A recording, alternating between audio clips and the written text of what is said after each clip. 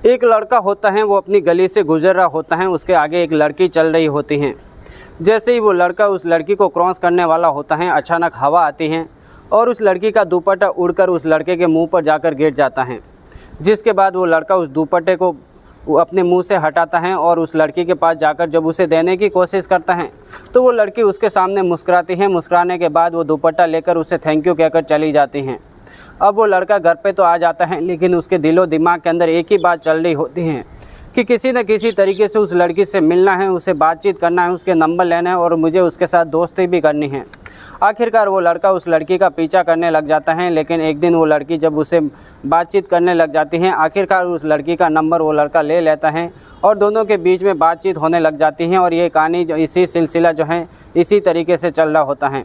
एक दिन वो लड़की उस लड़के को जो है अपने घर पर बुलाती है, जिसके बाद वो लड़का रात के समय में उसके घर पर जाता है। उसके छत पर जाने के बाद दोनों बातचीत कर रहे होते हैं। बातचीत के दौरान ही अचानक उसका एक भाई आ जाता है, जिसके बाद इस कहानी को ऐसा अंजाम दिया जाता है। जब आसपास के लोगों को इस बात की जानकारी लगती है तो वो भी सोचने पर मजबूर हो जाते हैं और देखते ही देखते ये कहानी सोशल मीडिया पे भी काफ़ी ज़्यादा वायरल हो जाती हैं।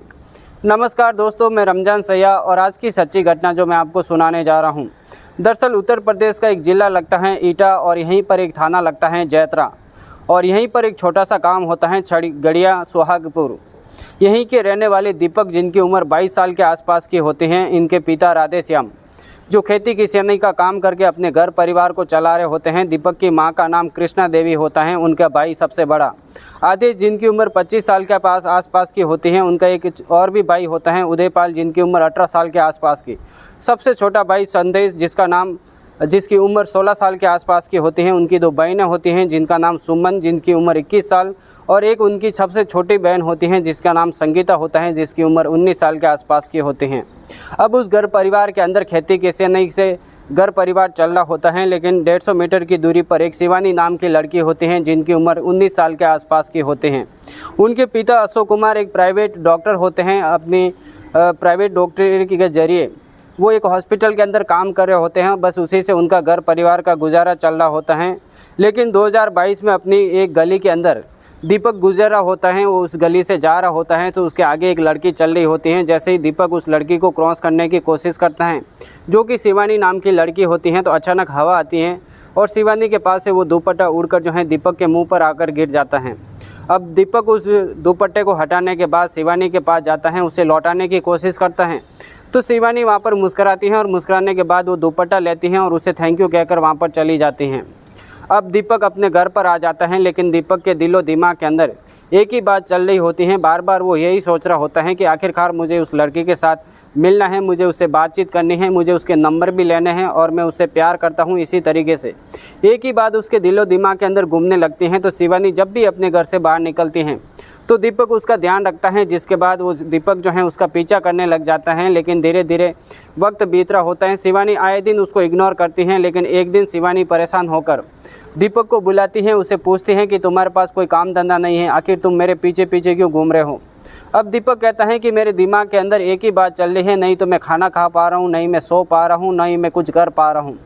मेरे दिमाग के अंदर सिर्फ तुम ही घूम रही हो। मैं तुमसे बात करना चाहता हूँ, मैं तुमसे बहुत ज़्यादा प्यार करता हूँ।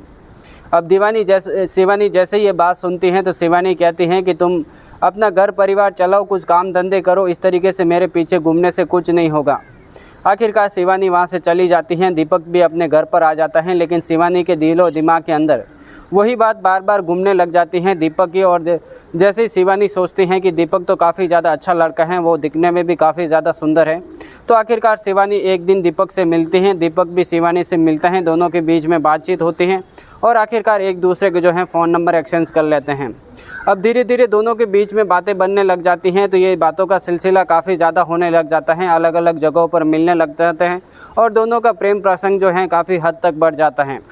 लेकिन इस बात का पता जब आसपास के लोगों को लगता है तो वो आसपास के लोग एक दिन शिवानी के घर पर जाते हैं और इस बात की खबर उनके पिता को दे देते हैं, जिनका नाम अशोक कुमार होते हैं। उनसे कहते हैं कि तुम्हारी लड़की जो शिवानी है वो पास ही के रहने वाले दीपक से प्यार करती हैं, उसके साथ आए दिन मिलती रहती हैं, उनसे फ़ोनों पर घंटों घंटों बातें करती रहती हैं। जैसे इस बात की जानकारी अशोक कुमार को लगती है तो वो शिवानी को कहते हैं कि तुम्हें इस घर से बाहर नहीं निकलना होगा, तुम किसी से फ़ोन पर बात नहीं कर सकती हो। जब शिवानी ये सारी बातें नहीं मानती हैं तो एक दिन 7 नवंबर 2025 के दिन शिवानी को अपने बुआ के घर पर भेज देते हैं। आखिरकार उसके पिता अशोक कुमार सोचते हैं कि मैं शिवानी को मेरे बहन के घर पर मैं भेज दूंगा तो वो जाकर वहाँ पर रहेगी, तो इस लड़के को जो है दीपक को वो भूल जाएगी।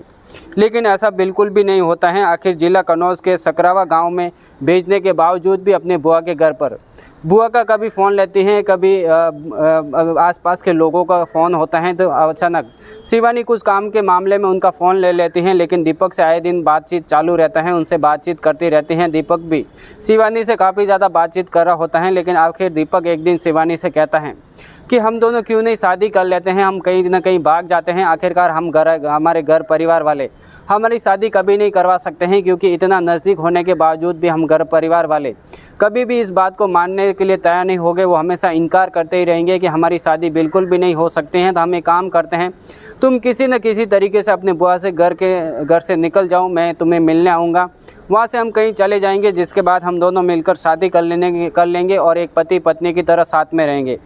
आखिरकार 11 नवंबर 2025 के दिन दीपक और शिवानी दोनों जन भागते हैं, प्रयागराज आते हैं, जिसके बाद आर्य समाज के अंदर शिवानी और दीपक दोनों जन शादी कर लेते हैं। शादी करने के बाद दीपक एक प्राइवेट कंपनी के अंदर काम पर लग जाता है, जिसके बाद एक भाड़े पर रूम लिया जाता है। अब दोनों जन शिवानी और दीपक पत्नी पत्नी की तरह रह रहे होते हैं।